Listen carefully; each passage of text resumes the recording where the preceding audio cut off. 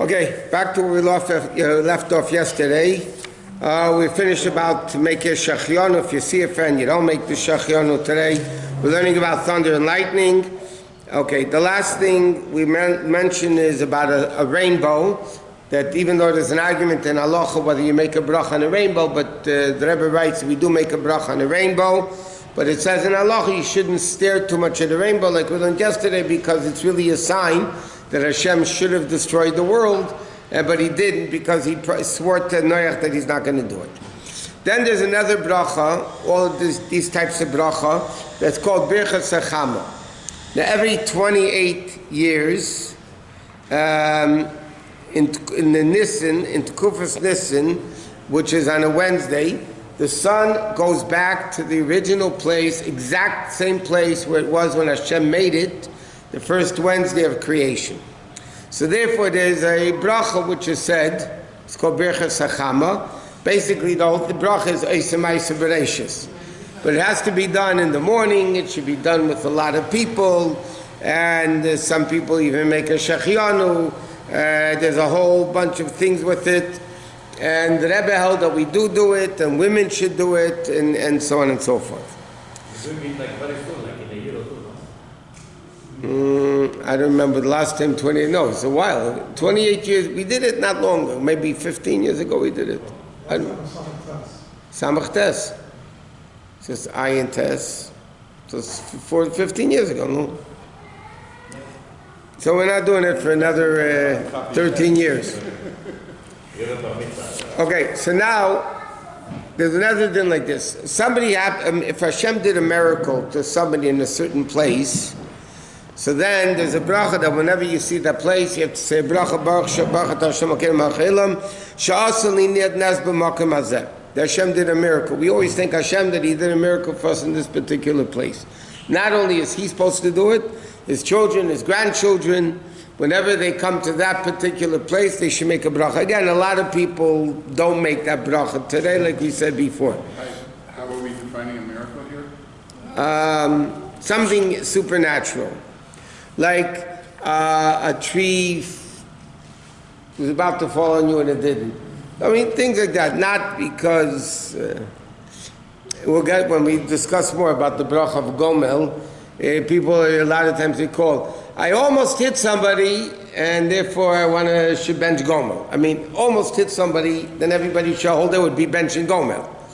I'll give you an example. The miracle was when something supernatural happened. It would have been dangerous, and something supernatural made it not happen. That's what it is. That we'll get into more details. Well, the Shulchan doesn't go into. He just says like this: Hashem did a miracle above.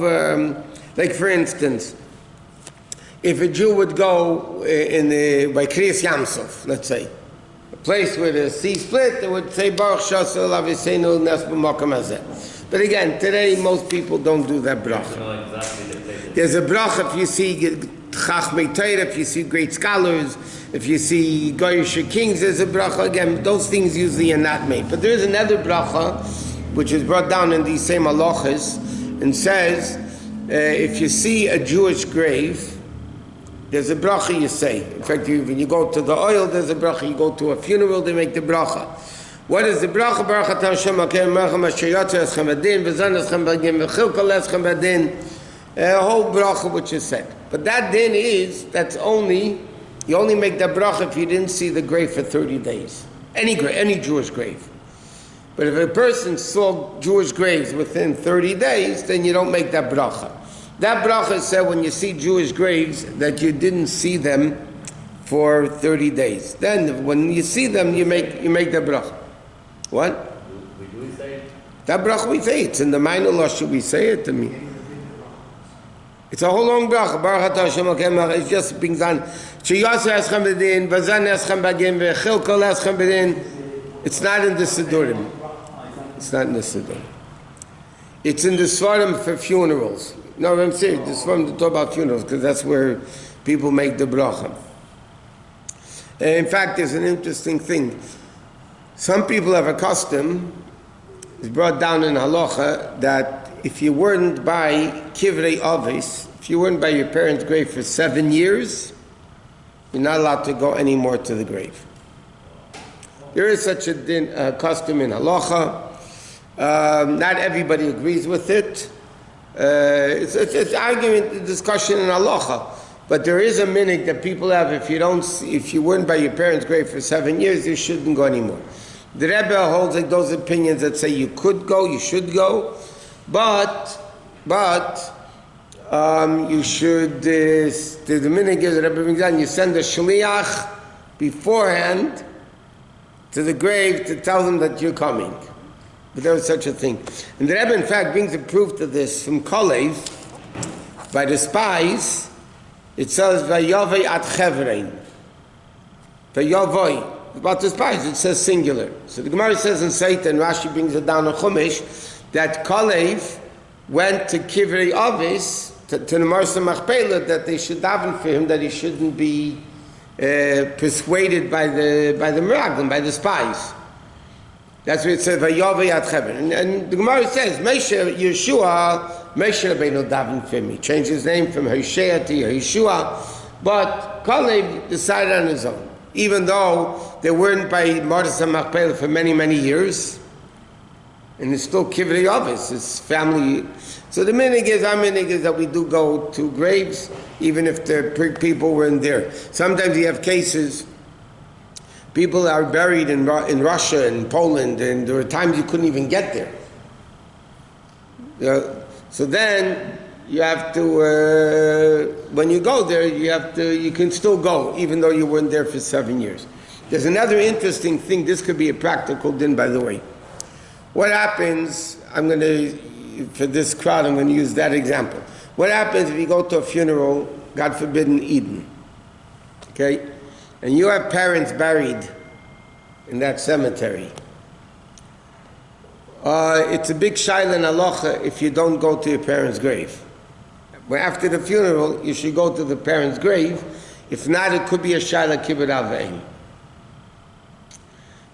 How do I know this? Because when my uncle used to drive the Rebbe to the oil, and there was a minhag, the first year you don't go to the kvam, even though we do go to the kvam, whatever.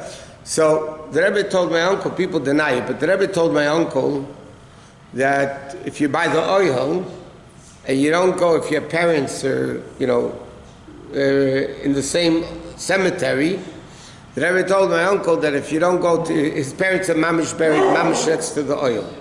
His father, his mother, both of them. My grandfather and grandmother also mamish buried there.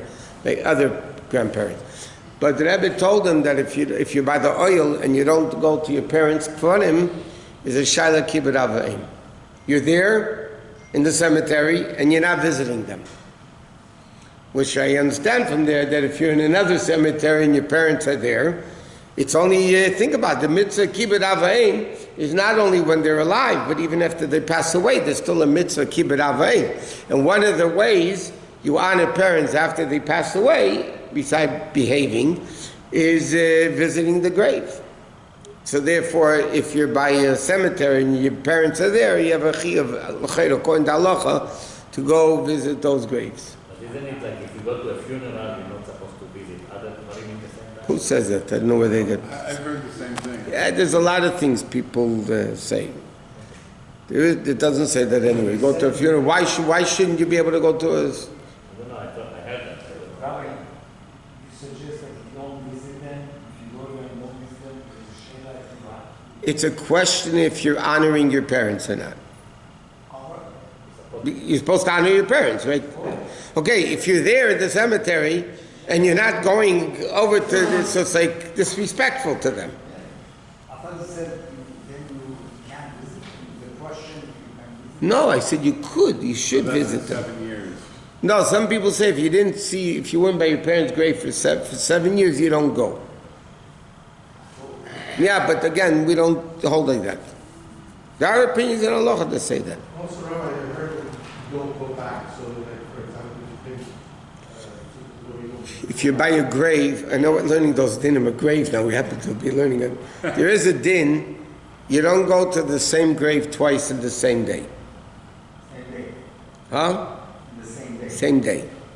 And the reason brought down for that is brought down in halacha.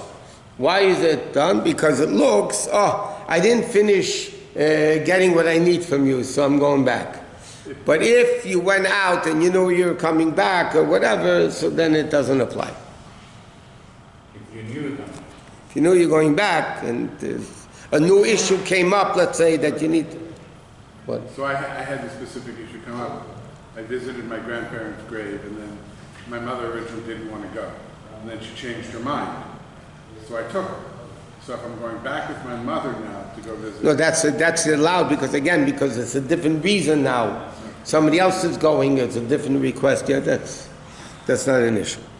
Okay, one more halacha before we go, and then Ma'ariv will be 5 minutes later.